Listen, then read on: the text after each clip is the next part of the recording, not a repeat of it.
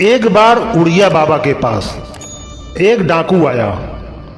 पेड़ के सहारे उसने बंदूक रखी और बाबा को प्रणाम किया। बाबा ने पूछा, कौन? डाकू बोला, महाराज, मेरा व्यवसाय डाका डालने का है। मेरे पास कुछ आदमी हैं और मैं डाकुओं का सरदार हूं। महाराज बोले, एक बात मानेगा? डाकू बोला, महाराज, डाका डालना तो नहीं छोड़ पाऊंगा, और कोई आज्ञा हो तो बताओ।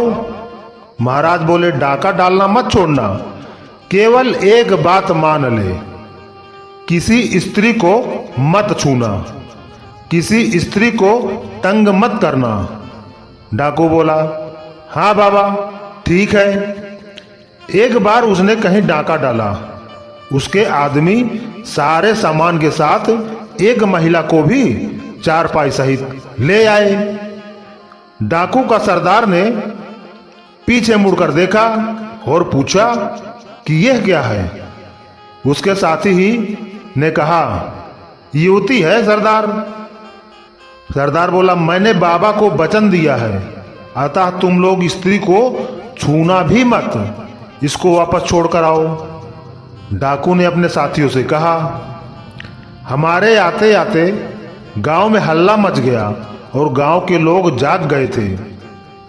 अब यदि हम इसे वापस छोड़ने जाएंगे तो लोग हमें मार डालेंगे। डाकुओं ने कहा, बात तो सच है, किंतु मैंने बाबा जी को वचन दिया है।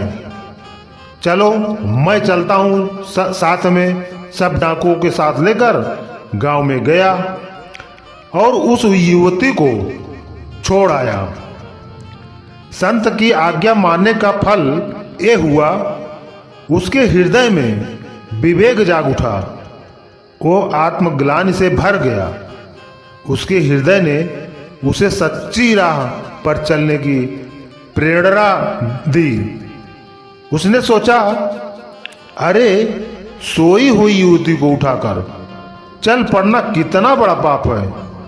हम कैसे कैसे पाप कर रहे हैं, क्या इनका कोई अंत नहीं?